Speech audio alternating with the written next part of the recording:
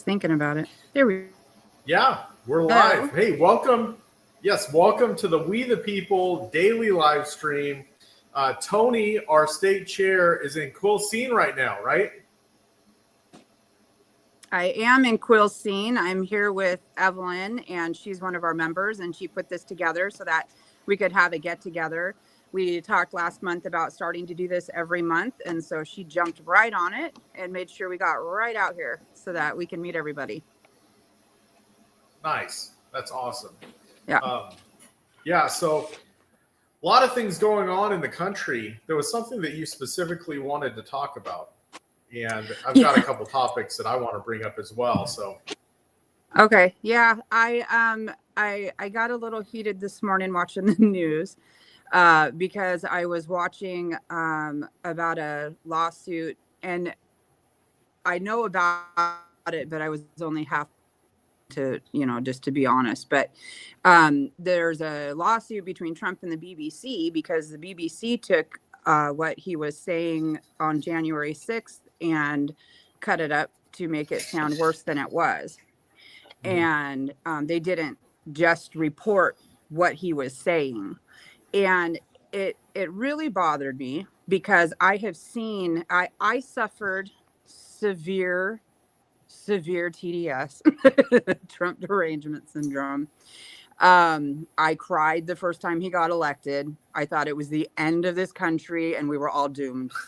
And during the Kennedy campaign and the things that they were doing to Kennedy, I found it incredibly shocking. And it was very eye-opening, the range that they have to try to destroy somebody.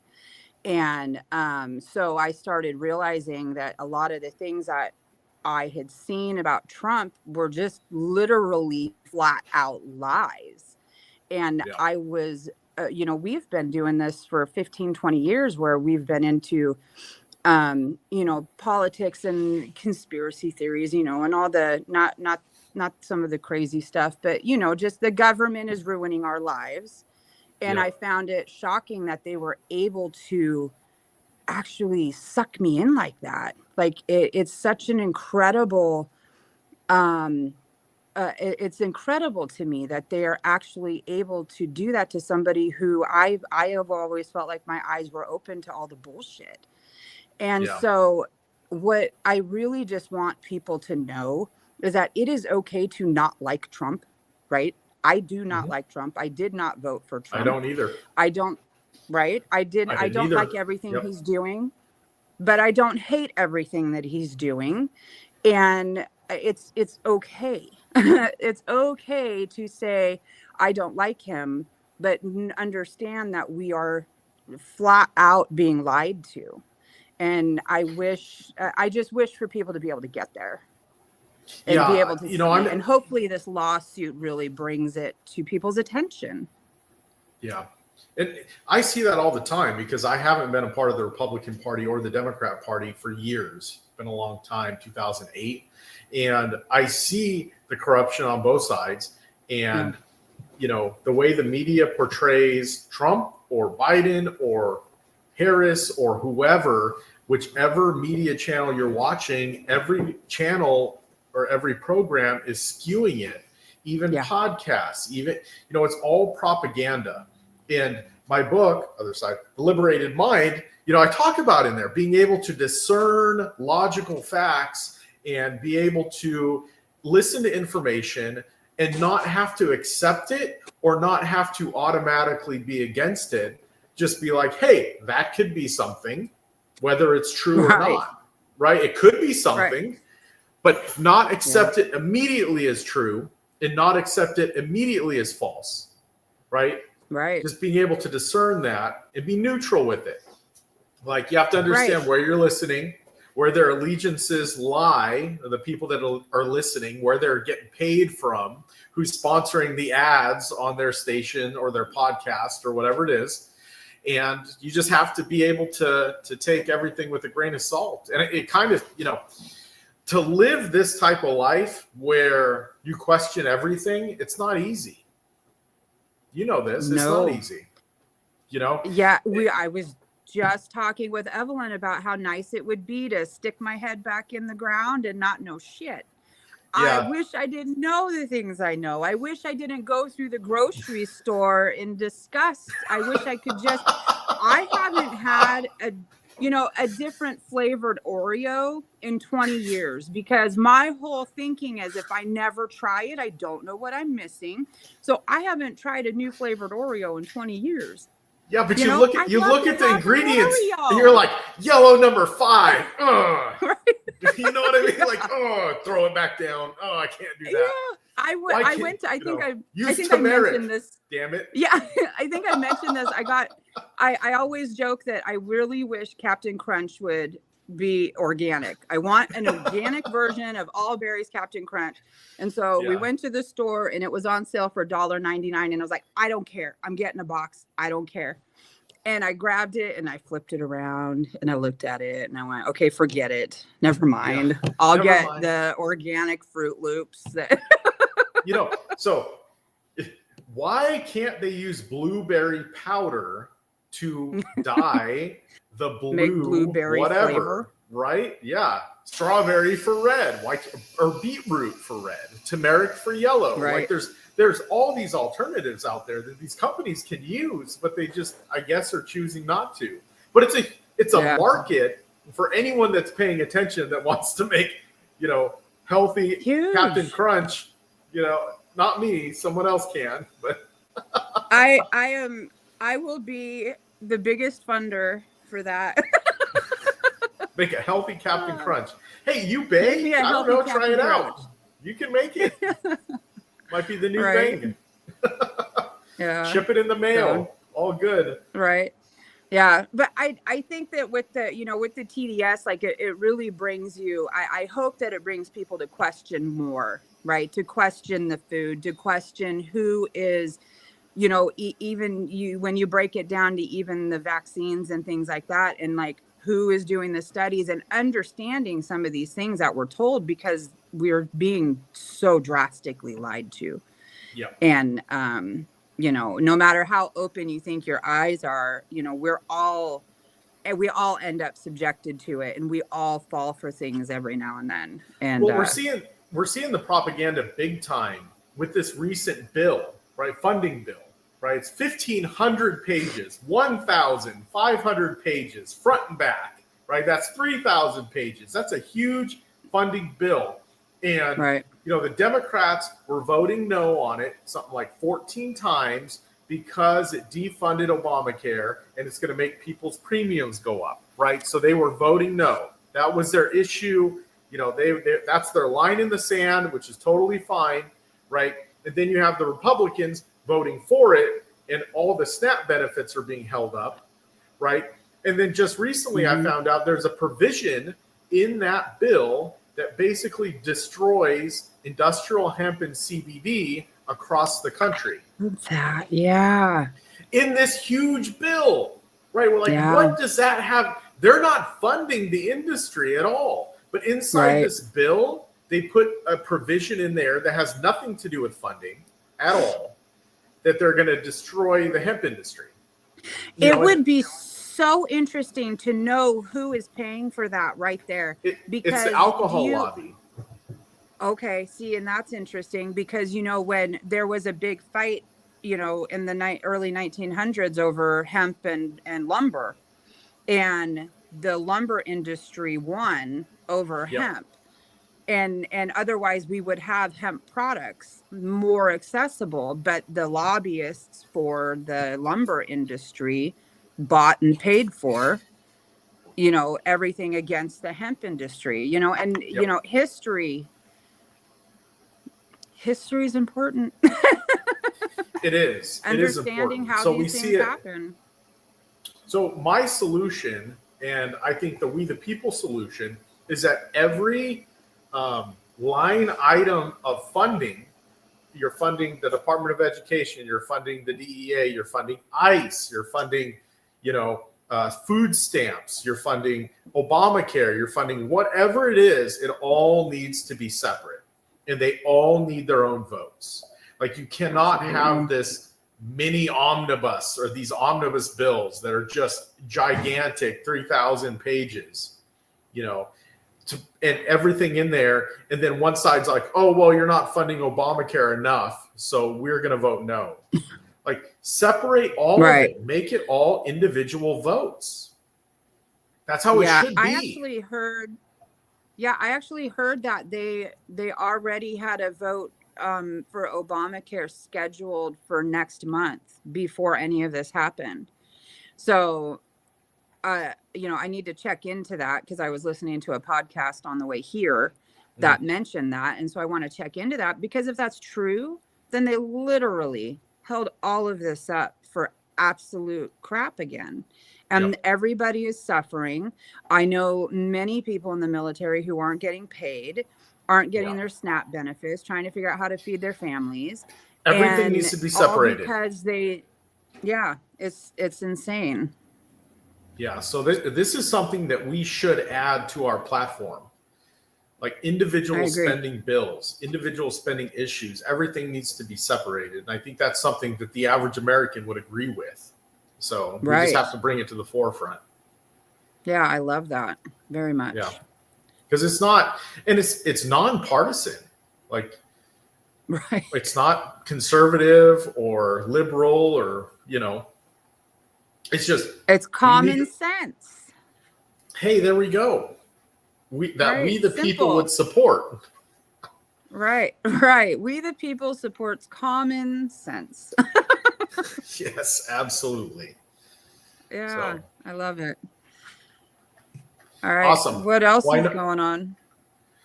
Well, I know you got the event coming up there. Yeah, exciting. If anyone else wants to hold events locally, please reach out and we'll see about scheduling it. I'm not sure if Toni or myself can make it, depending on where it's at, but at least we can put something on and then run ads to your local area promoting the event. Absolutely. I can provide you with, with everything that you need to. I have brochures, I have pins, and what is it? What do I have? I have pins and keychains as well for people. So, we can provide you with things as well to be able to hold an event and any help that you want. And I'm happy to go pretty much anywhere. So as long as it works in my schedule, I will absolutely be there. I know as long as it works in Michael's schedule, he'll come as well, so I love to get out there and meet everybody and see the people who really care and want to step up. Yeah, absolutely. Support us. So another thing that I wanted to talk about too was our conversation about candidates and running for office.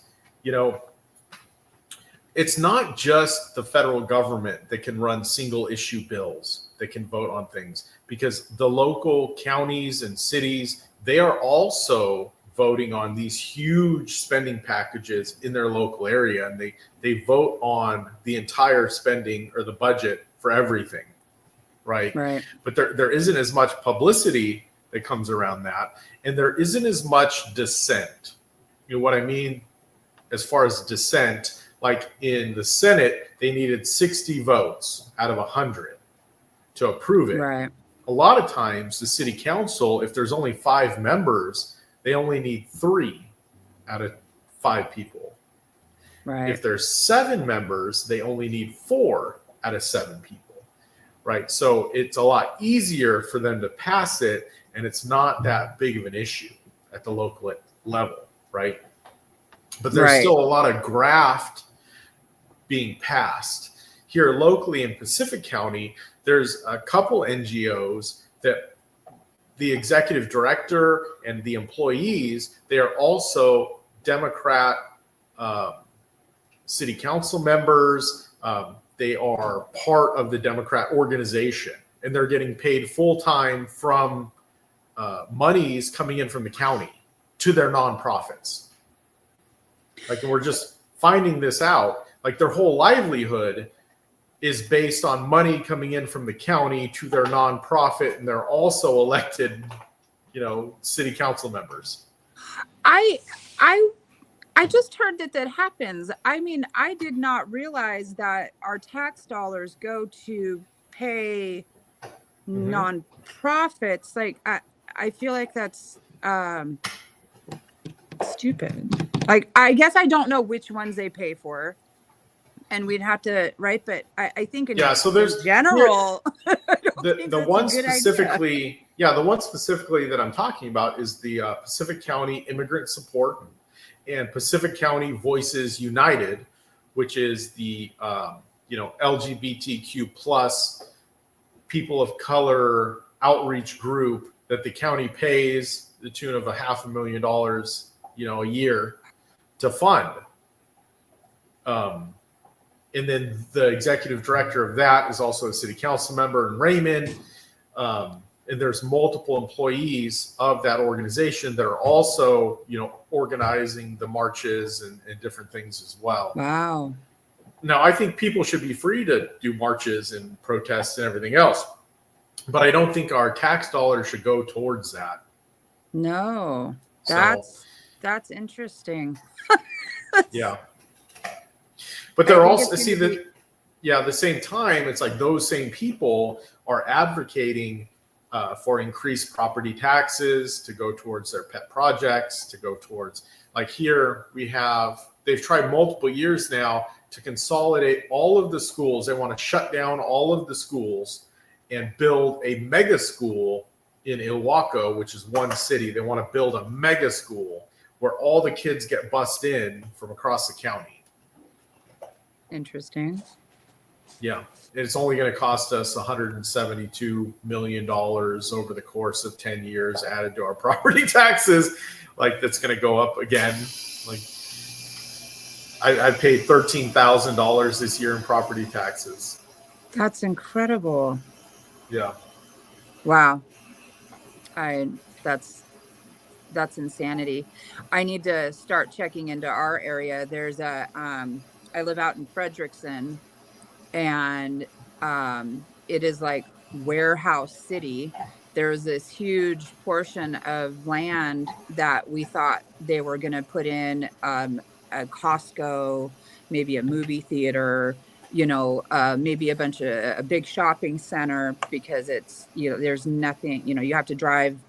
I know it's not anything exorbitant, but 30, 20, 30 minutes to, go anywhere to go shopping. And, so it just made sense to put one there, and they built a bunch of warehouses.